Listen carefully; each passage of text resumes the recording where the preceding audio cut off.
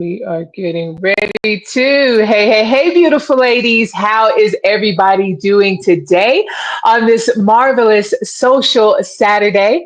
I am super excited today about this guest that we have, Miss Robyn Murphy, who she is going to come in and she is going to share all of the juicy details about love, about dating, about keeping the connection, the relationship happy in this new season of your life. So if you are ready for this, make sure when you hop on to say, hey, give us some hearts, show us some love. Please go ahead. And if you have any questions, you can drop them in here. I do have my page pulled up live here. I'll be taking a look at my page while we're going through this. Or if you have any questions on the YouTube channel on the page, ask them and I will make sure that Robyn gets them to you. So, Miss Robyn, I am super excited to talk with you today. I'm excited to be here. All right, Miss Robyn. So I do have, and I've shared with everybody on the intro when they do see this, of what you do professionally and who it is that you are. But I would like for you to share in your own words what it is that you do and how it is that you got here.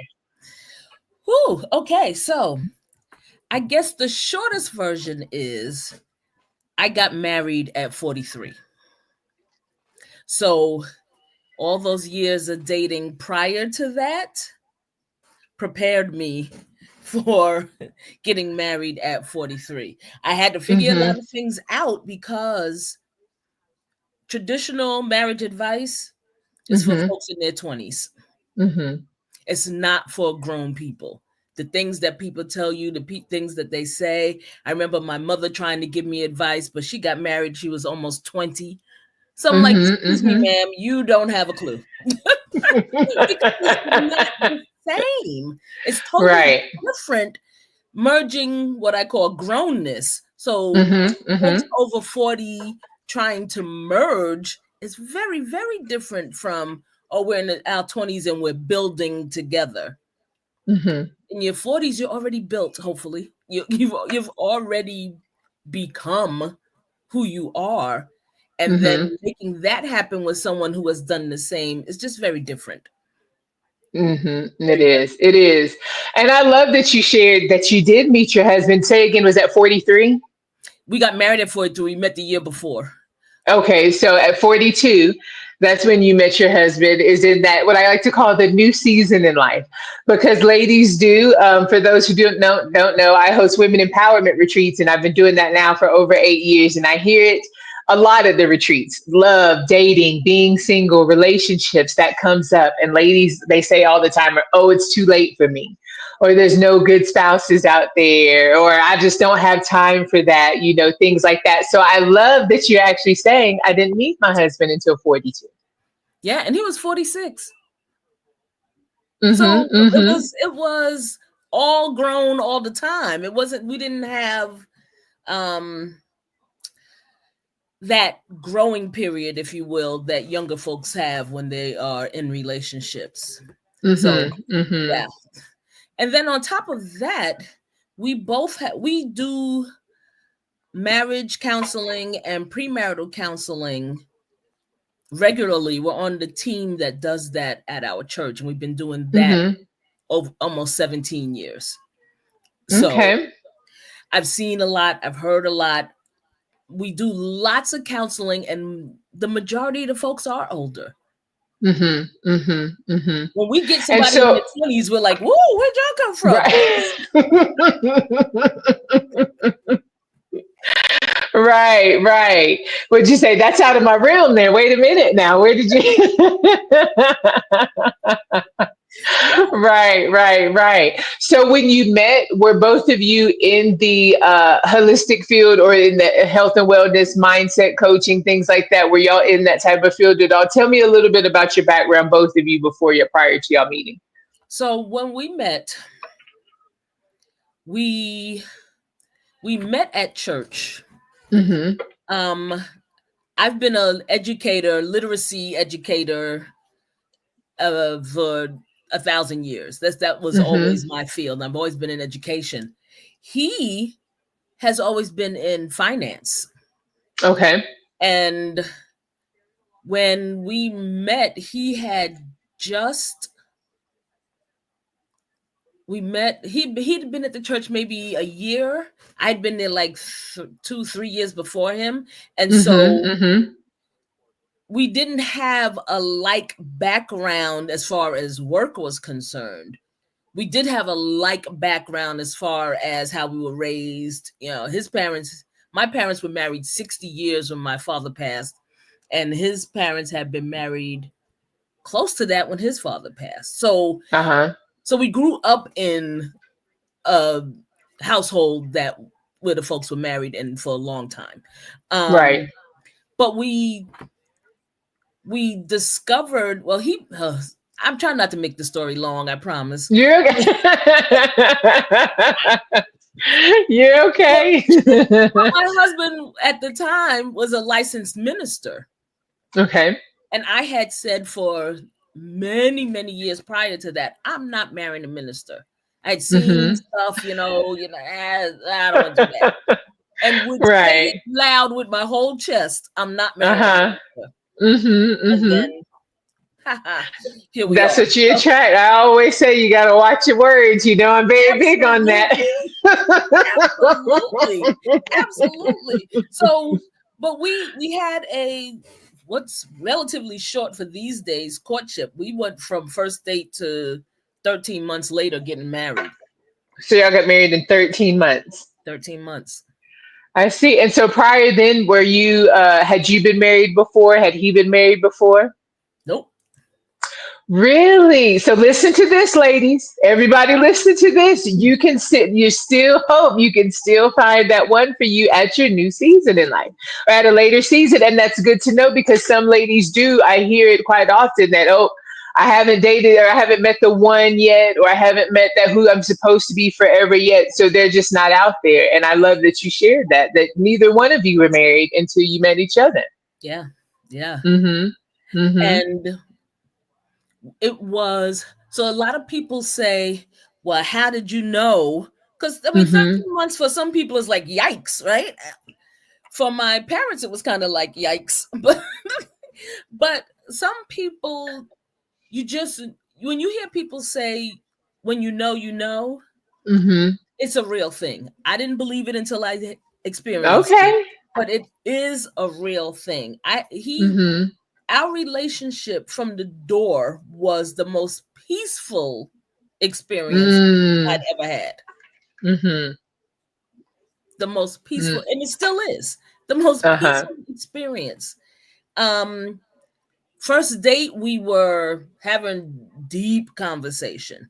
Mm-hmm. I mean, he was transparent about some of his family background, some trauma that occurred. We were just very, very open from the very beginning. Mm-hmm. Mm-hmm. Week 3, we decided that we were not having children because we Okay. were already in our 40s. That was a conversation that Okay. that needed to be had Mm-hmm. Mm-hmm. because it would have had to happen tomorrow. Right. Right. So so we were deep immediately. Mm-hmm. And we've And been you know, together I since I'm sorry, we've been together since our first date. There was no after that we were done. mm-hmm, mm-hmm. And I love that you say that. And I'm going to ask you, do you think that it was because you're in this season of your life that you kind of knew what you wanted, you said what it was, and there was no kind of tiptoeing or beating around the bush because we're at this point, we're at an age in the life, look, we just got to talk about it versus, when you're kind of in your 20s, you kind of got a little time. You're like, well, I really don't know what it is that you want. Do you think you had the benefit of time on your side at that point with knowing what you wanted in the relationship? Absolutely. Mm, Absolutely. Um and again, once you're older and you've been mm-hmm, through some stuff, mm-hmm, mm-hmm, it almost becomes clearer that this is right versus, oh, I'm not sure. Once you hit a certain age, if you've been real with yourself mm-hmm, about who you are and what you want, when it shows up, you're like, that's it. This is it. This is mm-hmm. what I've been looking for. This is what I've obviously been waiting for. I don't believe Yes. that you get this long wait time in order to mess it up. You get this long Mm-hmm, wait time in order to be able to be ready when it happens. Mm. Mm. So I believe it can be just that simple. Mhm. I mean, Mhm. literally, there was no drama. There's never been drama. We're Yeah. very much alike. We're both introverts, so it's Uh-huh. not a whole lot of this. We don't clash, if you will, in that Mhm. area. Mhm. Um, a lot of the things that we really like, we have in common. Okay. It's I've And learned to how do long? some things, and he's learned to do some things. Right, right, right. And how long has this been now since that meeting at 42? How long have y'all been together now? We have been together 19 years. That is such a I'm blessing. 62 now, so it's been 19 years since we wait Ni- since we started dating. mhm. No, I'm Mhm. sorry, 19 years 19. since we've been married, 20 years since we started dating. That is such a blessing. So I tell you what, that is absolutely such a blessing, man. So let me ask you this: from the some of the people that come to see you. So you two got together. You were in education. He was in ministry at this time. That kind of naturally, you're both teachers. You're both leaders. You like to share Mhm. knowledge, things like that. So did it just naturally happen? Like maybe some of the people from the church, some of your friends and family came and asked you about the marriage, and how did you meet? How did you kind of get into this role of what it is that you do now and what you do at the church? So we were recruited, if you will, because we were Mm-hmm. building the team. We're members at a fairly large church, so you can't Okay. have one couple doing all the marriage counseling. Okay. So we were asked to be on the team and got trained, and then Mm-hmm. over the Mm-hmm. years, so I would say we've probably counseled over the years at least 120 couples somewhere in Mm-hmm. that space. And as it was as we were doing it, I started seeing trends. Mm-hmm. Mm-hmm. And one of the trends that really, really, really started to stand out is in this society that we live in, Mm-hmm. women are told that everything's about them in a Mm-hmm. relationship. Mm-hmm. And so we had lots of situations where the woman is like, well, I want that, this is that. And the husband was trying to make it happen, but he was not being fulfilled Mm-hmm. Mm-hmm. because he also heard it's all about the wife, it's all about the woman, which is not a great way to start and or continue in a relationship. Mm-hmm. And so I it almost got to the point. So you know how when the thing that bothers you is the thing you Yeah. should try to fix? Mm-hmm. I was listening to these women and I'm like, where did you get that Right. from? Why do you believe that's the truth? Uh-huh. How did you think that was going to work out? Mm-hmm. Like literally, it was starting almost to annoy me. Mm-hmm. And so when we would do so, it started to annoy me in premarital, but then when the folks come back for marriage counseling, folks that have been married come for marriage counseling, and you do a little Mm-hmm. digging, it's like, well, why did you think my way or the highway was going to be a good idea? And Mm-hmm. When forget you're in a partnership. in the partnership, yes. It's like, forget how he's feeling it about this now because he's been trying to make Mm-hmm. this happen because he's also heard the same things. But Mm-hmm. what made you think that he shouldn't have a say, that Mm-hmm. he shouldn't have a belief about this relationship that you try to help with? I mean, it was just starting to be, wow, women have been socialized in a very different way. And I Mm-hmm. will say this though, it's only one of the different ways because then you have the women who are doormats and feel like, Yeah. I mean, but if you come to us with a problem and Uh-huh. the Mm-hmm. problem often was she won't, she said, she talks to me like this, Mm-hmm. And what do you give to, what do you suggest to them at that point? So if they come in and that is the issue, and like say somebody that's watching now or does watch this and say, I can actually see that, like that is a big thing, whether that's been passed down from, I saw my mom being like that with her dad, because a lot of that stuff is passed down, or yep. complete opposite is I've been hurt so much. So I've been this independent woman, and then they take it in the relationship. They don't know how to let that go. So what do you, if somebody's watching right now and they're like, oh, I see that in myself and I see that in my relationship, what is like maybe the top two steps that you would suggest to them to start working on that, whether it's within themselves or start working on that with their partner? I would say, first of all, kudos for seeing it. Mm-hmm. Because Yeah. you can't fix what you don't even recognize. So Mm-hmm. great Mm-hmm. that they recognize it. But then what are the steps that you're going to take to make a shift? Mm-hmm. Lots of times folks are afraid of the shift. Yeah. They feel like it's going to change them. They won't be. Change is inevitable. It's okay. Mm-hmm. You can change and they'll be fine. Mm-hmm. Mm-hmm. So lots of times I have them just start with themselves, Yeah. because what I have come to notice is if you start shifting your behavior, Mm-hmm. his behavior will start shifting with no problem. Mm-hmm. It Mm-hmm. sounds crazy maybe, but if you stop whatever it is that you know you shouldn't be doing, or you do it Right. way less gradually, you will see Mm-hmm. that his response to that is going to be different. Mm-hmm. Mm-hmm. So you have to recognize it first. And then Okay. you can figure out, why was I like this in the past? What was the impetus?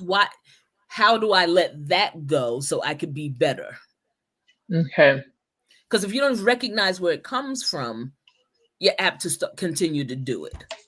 Right. You'll try to stop, but then it creeps back in because you never address that. And it doesn't, Mm-hmm. hear me say this. I do have a degree in psychology, but I'm not a practicing therapist or anything. Okay. The coaching aspect is about how we going to change today's behavior, how we going to Mm-hmm. change going forward. Right. And so Right. there's opportunity to think about the past and figure, okay, I have to let that go. And then Mm-hmm. how are you going to do that? For myself, even Uh-huh. when we got married, he moved from his house because he had a house, I had a house. He Mm-hmm. moved from his house to my house. Uh-huh. And the first 6 months, I got a side eye multiple times a day for calling everything mine. Mm-hmm. Mm-hmm.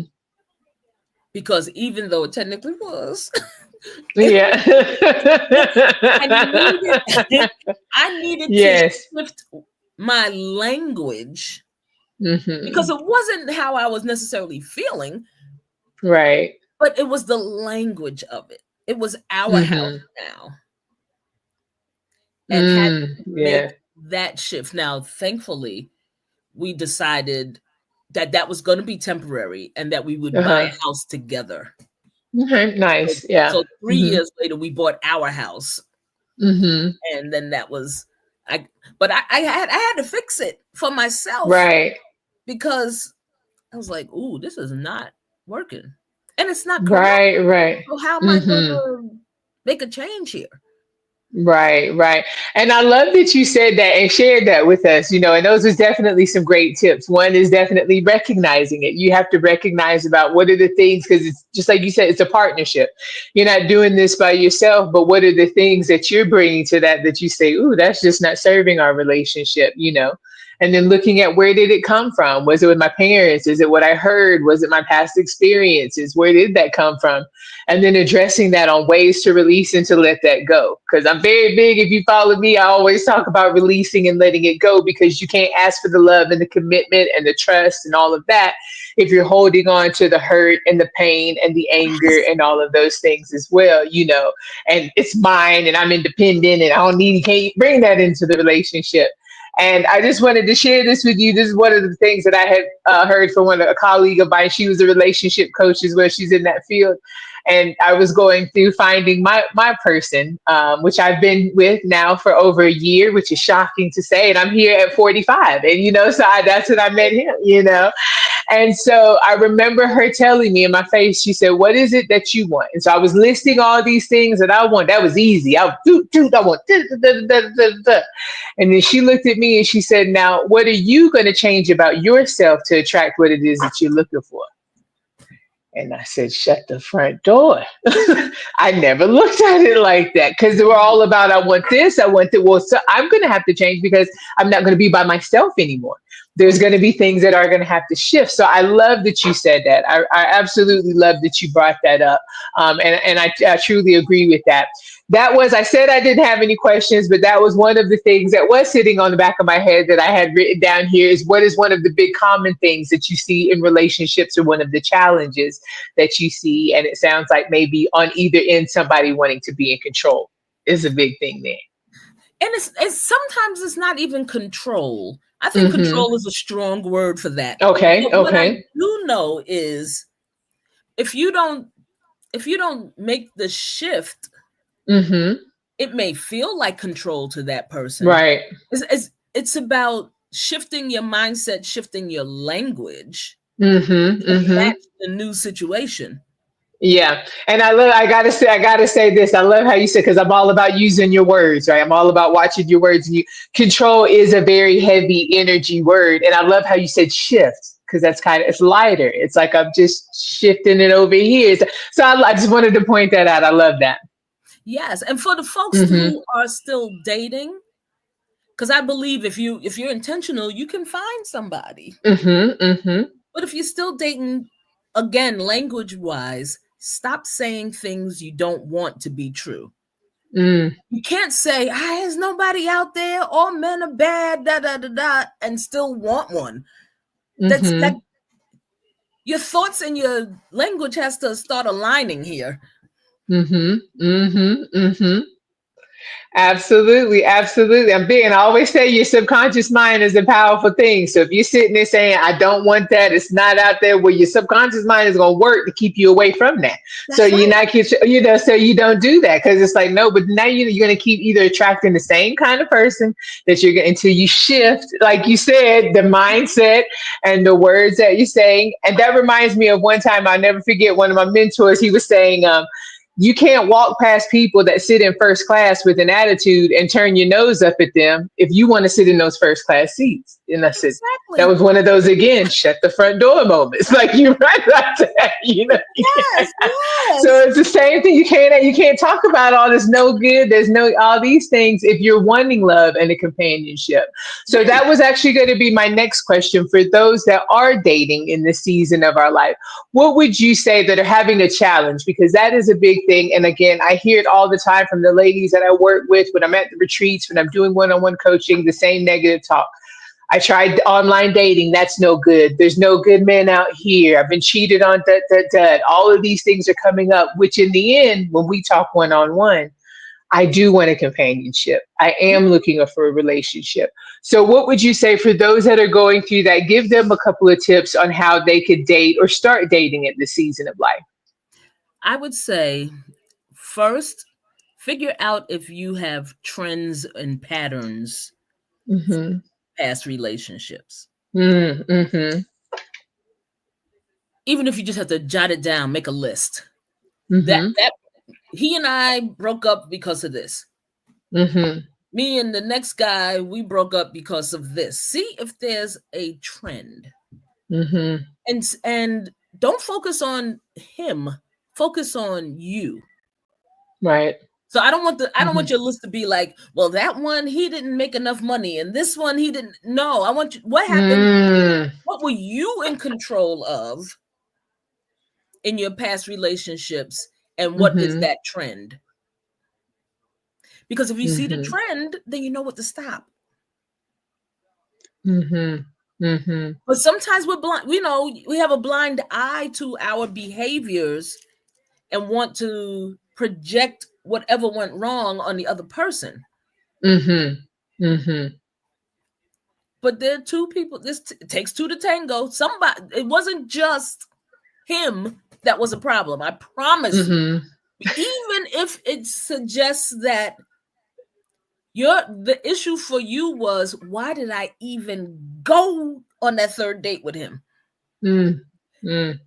It's still, you have control over this. Mm-hmm. You can make decisions. You can decide. Mm-hmm. And if you make the decision that, oh, I'm just gonna wait and see, and now it's 6 years later and you're still in this Mm-hmm. madness, which is another part of my past, but that's a whole, Mm-hmm. whole other thing.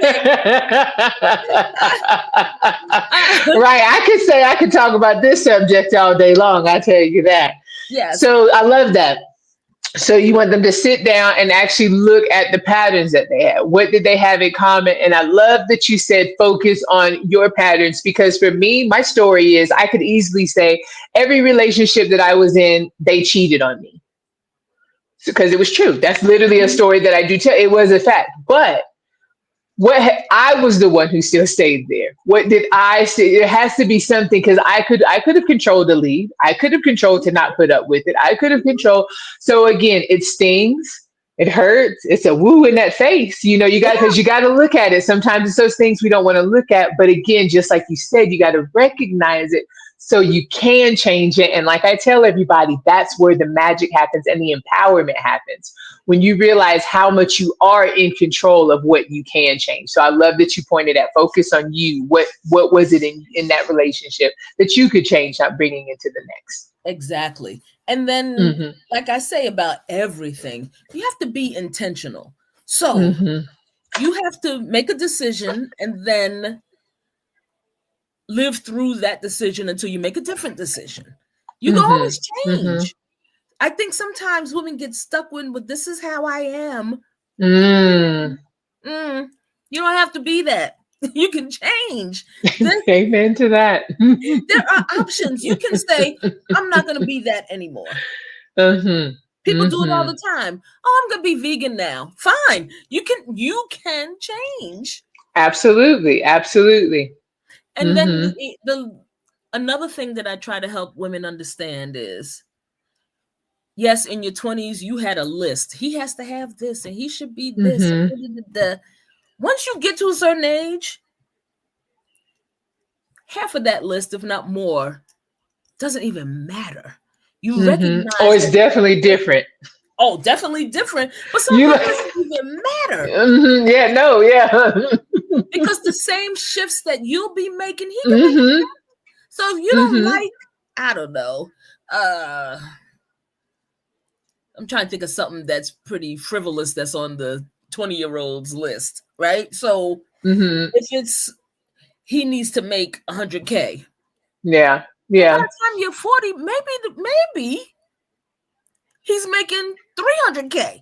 So why is Mm-hmm. 100K Mm-hmm. on your list anymore? Mm-hmm. Or Mm-hmm. or he needs to be a world traveler. Well, in your 20s, who has got the money to travel all over the world? Mm-hmm. But then you might be in your 40s and your 50s. Yeah, that's the thing we can do. I don't think the list serves older women like we think it should, because we have more experience and we recognize more about who men are, or we should recognize more about who Mm-hmm. they are, how they show up in this society, what is what are the things that really really make a difference for you. Mm-hmm.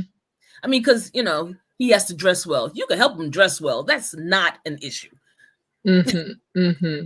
If he's ready to shift and he's open to shifting, he'll put on what you tell him to wear. I mean, it's not so little is permanent. Things can change. Mm-hmm. Mm-hmm. You can change, he can change. It could be one of the conversations you have early on. I think we do Mm-hmm. too much coasting through, see what happens, instead of asking questions. Yeah. Just like you said, be intentional about it. You got to be intentional. Absolutely. Absolutely. I love all of these tips that you have given us today, Robyn. Now, just like I said, I could definitely sit and I could talk about this all day, but you have dropped some knowledge.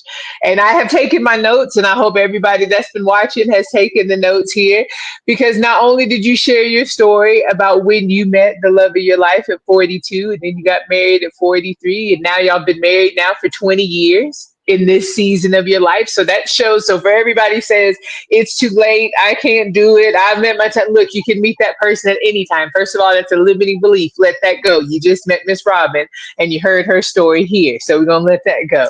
But I love where you shared how both of you have shared your story and what it is, how y'all grow together. And now you're coaching and counseling and helping other people as well. So I love that you're doing that. And then the tips that you shared with us today, not only if you ladies are in a relationship and you're married in this season of life and we're having some challenges because maybe you're holding on to some of those things that you know you need to release and let go of. It's got to be in here. You're in a partnership, just like she said. And sometimes we have to look at those things. You can only control yourself.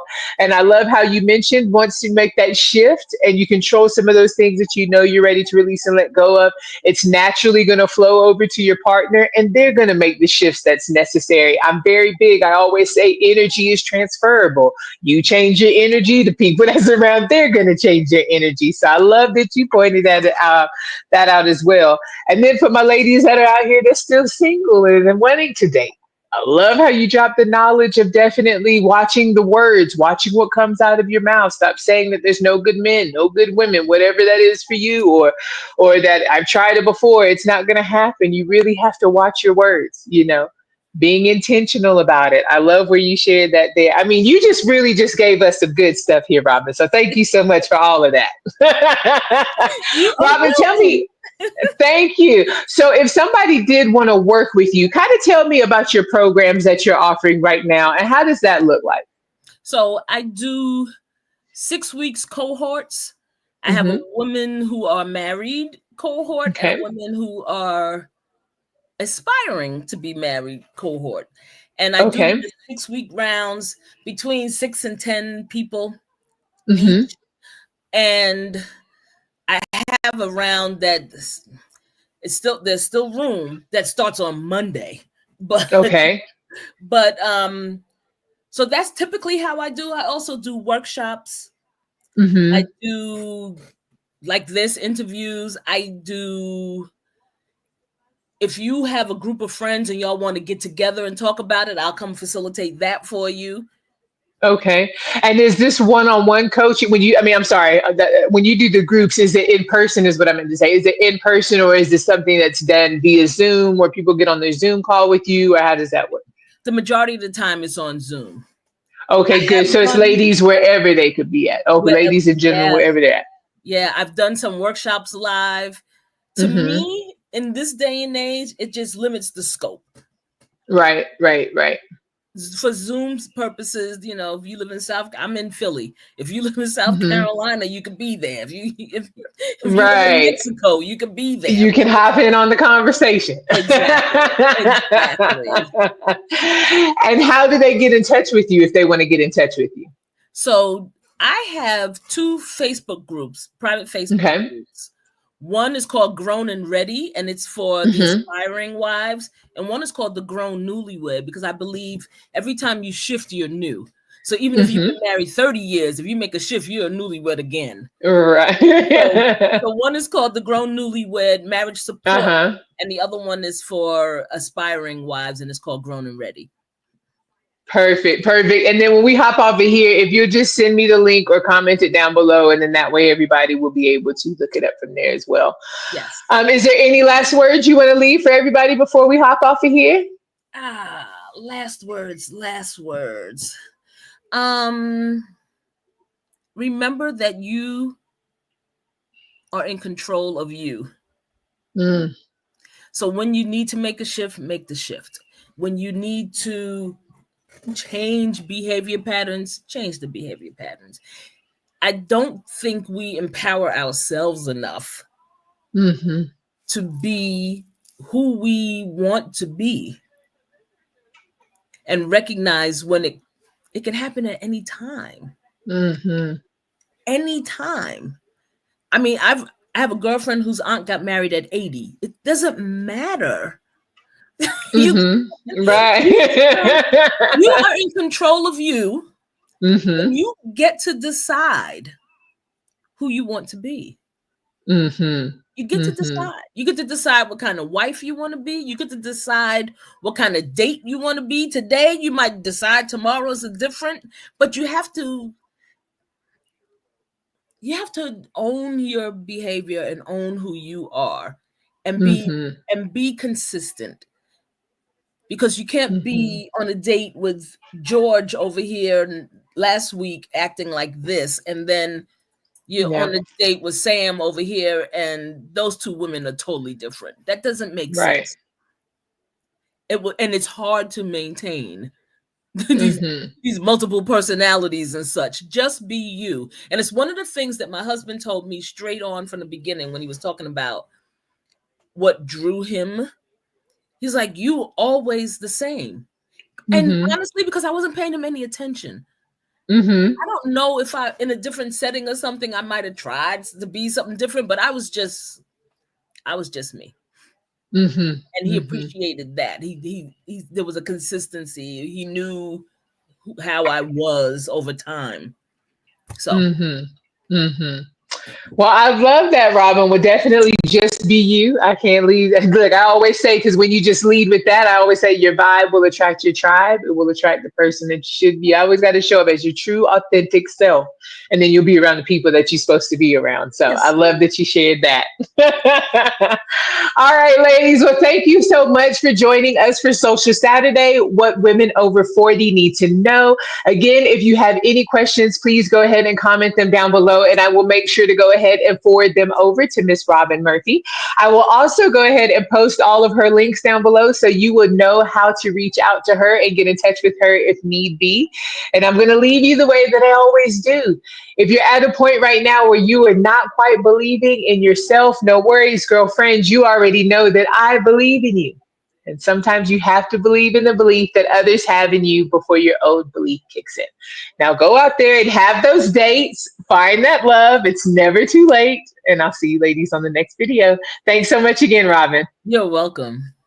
All right, ladies. Bye bye.